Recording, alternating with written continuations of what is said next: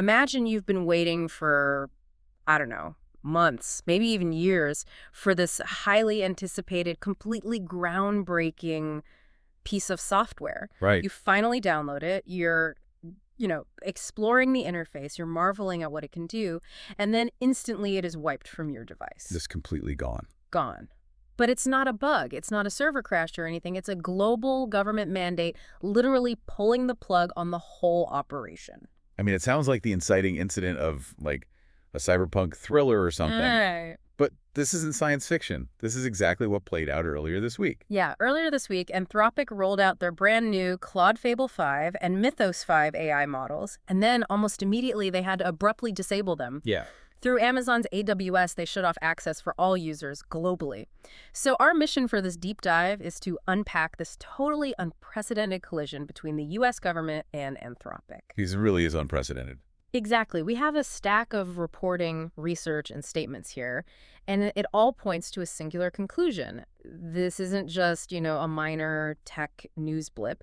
We are looking at this purely from an AI governance perspective, and the landscape just literally shifted under our feet. Yeah, the way governments regulate artificial intelligence fundamentally changed overnight. I mean, for you listening, if you want to understand where the technology industry is heading, you have to understand the mechanics of what just happened here. Yep. Because this is about who actually holds the leash on the most powerful technology currently being developed. And what makes this so baffling, at least initially, is the scope of the shutdown.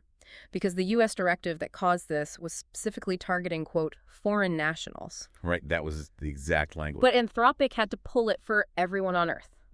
So let's start at the flashpoint. From our notes, Anthropic released this new tier of capability, the Mythos-class models, right? Yeah. With Fable 5 as the flagship. And these are extraordinarily powerful systems, but Anthropic released them with incredibly broad guardrails, specifically designed to prevent risky cybersecurity uses.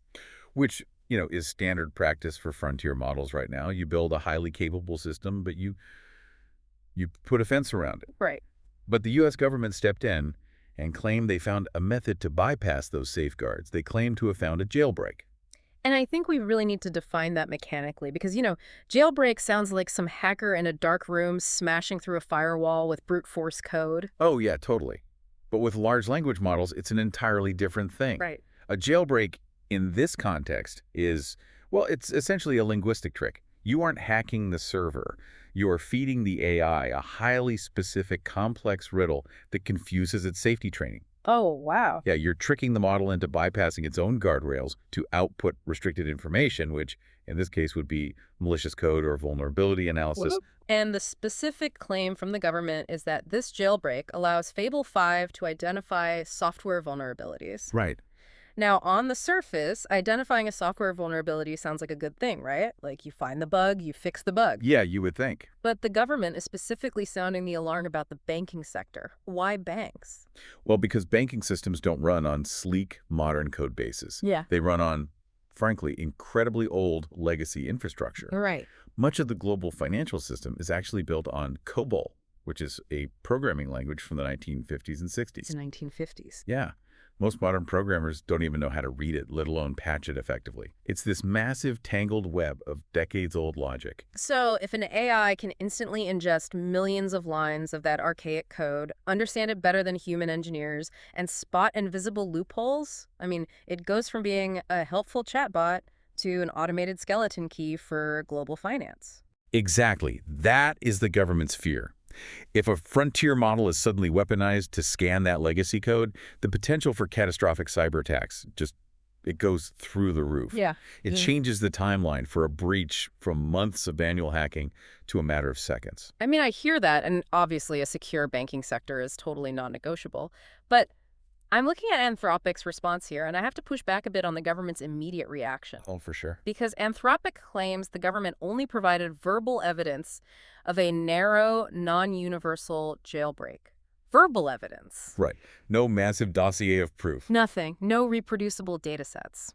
Furthermore, Anthropic points out that rival AI models already on the market show a similar baseline ability to unearth minor bugs in code. Yeah, Anthropic's argument is basically that this isn't a unique existential threat suddenly introduced by Fable 5. They view it as a known industry baseline that they're already actively managing. To me, looking at this governance decision, let me think of an analogy. It feels like shutting down the entire interstate highway system because someone verbally warned you that one specific model of car might have a faulty speedometer. Yeah, that's exactly it. Just seems wildly disproportionate to a narrow, unproven claim. Well, and when you see a regulatory reaction that doesn't match the immediate catalyst, it usually indicates we need to look beneath the surface. Right. The single jailbreak issue isn't the whole story. It's really the match that lit a powder keg of a much deeper pre-existing feud over who actually controls the deployment of AI. Yeah, I was reading through the background notes on this, and it looks like this didn't just happen in a vacuum at all. Anthropic and the U.S. government were already at odds. Big time. The sources actually used the word ruptured to describe their relationship earlier this year. Yeah, and that rupture comes down to fundamental ethical red lines. Anthropic basically drew a line in the sand and flat out refused to let the U.S. military use its AI models for two specific applications. Okay, what were they? Domestic surveillance and fully autonomous weapon systems. Wow. You cannot use our tech to spy on citizens, and you cannot use it to build weapons that fire themselves. That is a massive stake to put in the ground when dealing with the Department of Defense. It is, and the government retaliated. In response to that refusal, the government placed Anthropic on a Pentagon supply chain blacklist, which was actually set to take effect later this year. We really have to pause and look at the timing here because it's crucial. Yeah. Our sources mention that tensions from the Trump administration era were actually showing signs of easing across parts of the U.S. government regarding Anthropic. There was a perceived thaw. Right. Things were cooling down. And then right in the middle of that cooling off period, this new order to shut down Fable 5 just drops out of nowhere. It perfectly illustrates the incredible friction between national security mandates and corporate ethics. Yep. And to be clear, we are looking at this dynamically here. We aren't endorsing one side or the other. But you have Anthropic, a company that was literally founded by researchers who left OpenAI to focus specifically on AI safety and ethical deployment. They are structurally built to draw these lines. Right. But on the other side, you have the Pentagon, an institution whose sole legally mandated purpose is to ensure the defense and technological supremacy of the nation. And the Pentagon is not being shy about their stance either. This clash of values is playing out entirely in public right now. Look at the statement from the Pentagon's Chief Information Officer, Kirsten Davies. Oh yeah, her post. She posted on X, and I'm quoting directly here. Some things are simply more important than revenue cycles, clickbait, and pre-IPO valuation. America first.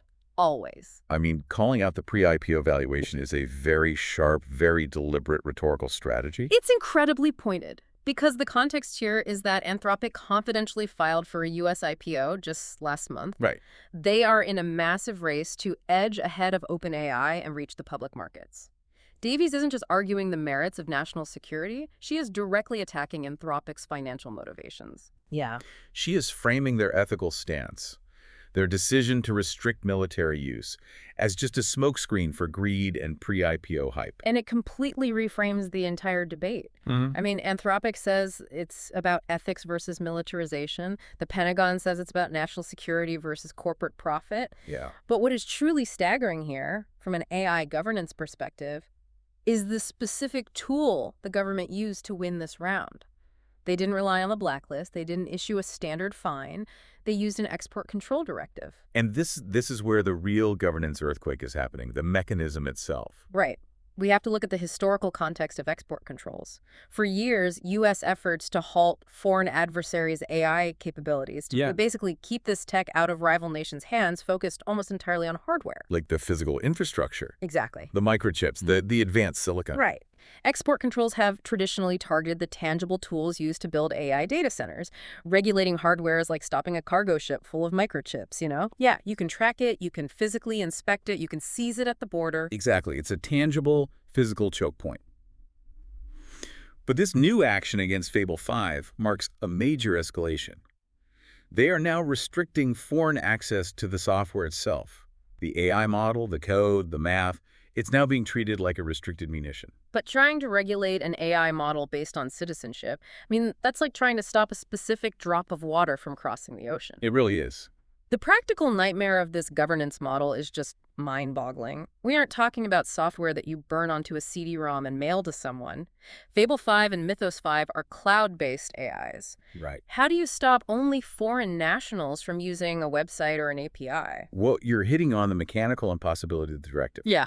Let's explain what an API is in this context really quickly. Yeah, good idea. An API, or Application Programming Interface, is basically how different software programs talk to each other. Mm-hmm. When a developer builds an app that uses Anthropic's AI, that app sends data back and forth to Anthropic servers via an API call. In a cloud-based architecture, that data doesn't carry a passport. It's just a stream of requests. Right. I'm trying to wrap my head around the logistics of this. I want to bring in the perspective of Dean Ball here. Oh, yeah. He's a former White House official who worked on the 2025 AI Action Plan, so he knows this regulatory landscape intimately.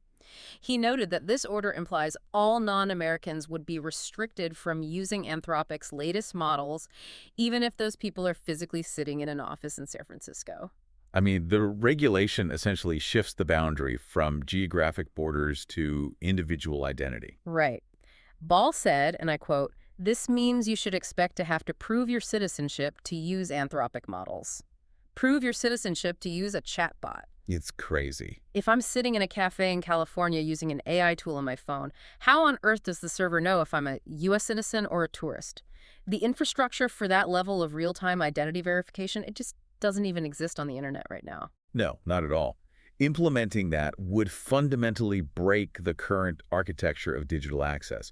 You'd have to inject a massive, latency-heavy identity verification layer into every single digital interaction. And here is where it gets deeply, deeply ironic.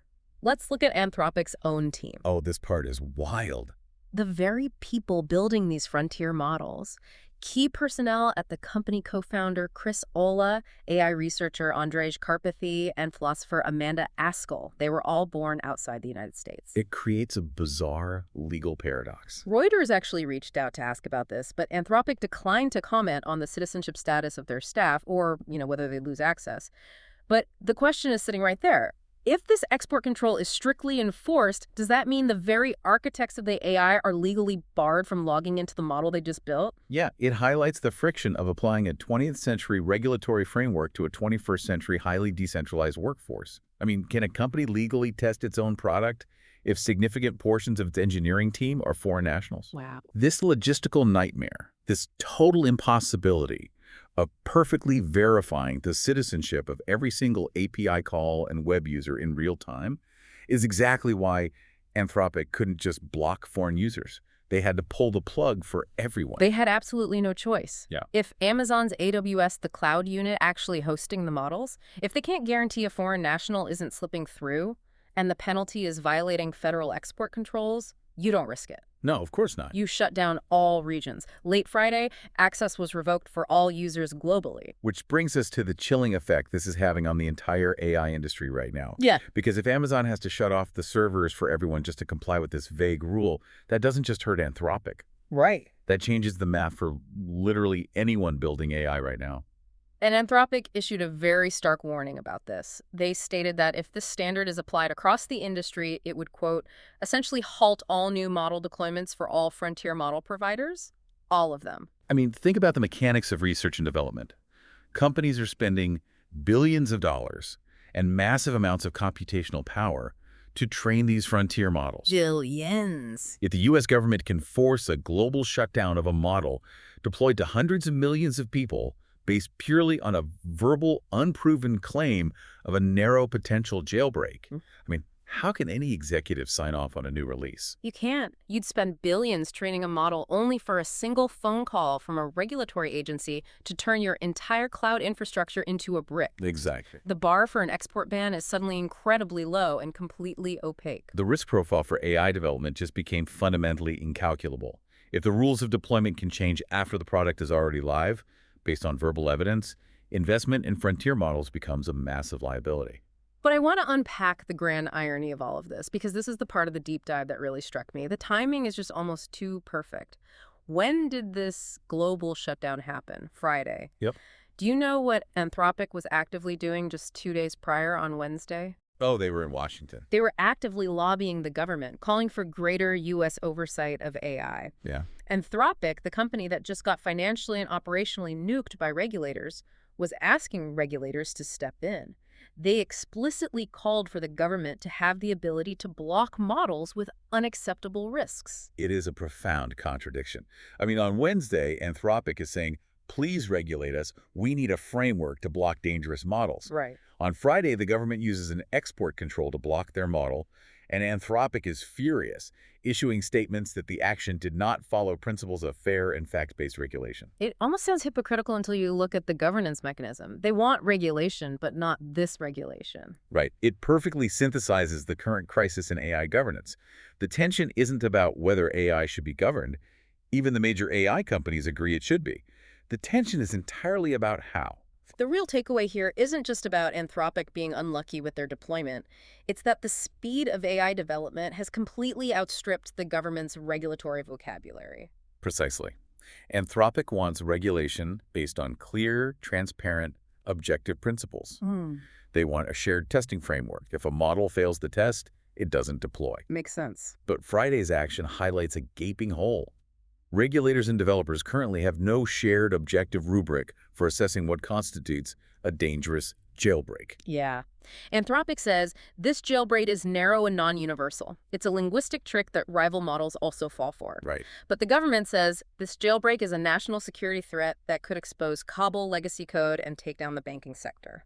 Because there is no shared test, the government doesn't reach for a nuanced software safety standard. No, they reach for a blunt force export control directive, originally designed for felling missiles and uranium.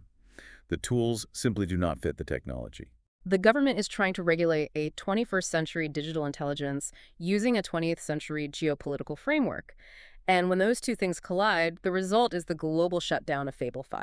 Exactly. So to summarize this deep dive for you, the listener, what started as a seemingly narrow security concern over a linguistic software bug has cracked open to expose a massive structural rift in how AI is governed. Yeah. We are looking at a story of shifting export controls, military blacklists, and a fundamental clash between the mandates of national security and the reality of global tech development. And, Anthropic stated they believe this is a misunderstanding, and they're working frantically to resolve it and restore access. But you cannot unring this bell. The precedent is now set. Yeah. Hardware, the microchips in the data centers, is no longer the only regulatory choke point for governments. The AI models themselves are now directly in the crosshairs of global export controls. Which leaves us with a truly wild future to consider. I mean, if the API passports Dean Ball mentioned become a reality, if AI models are increasingly treated by governments not as open software, but as highly restricted munitions, how long will it be until routine citizenship verification replaces the standard CAPTCHA across the entire internet? That's a scary thought. Imagine having to scan your passport just to prove you are legally allowed to ask a chatbot a question. Think about that next time you log on. It's a fundamental rewrite of the digital social contract. It really is.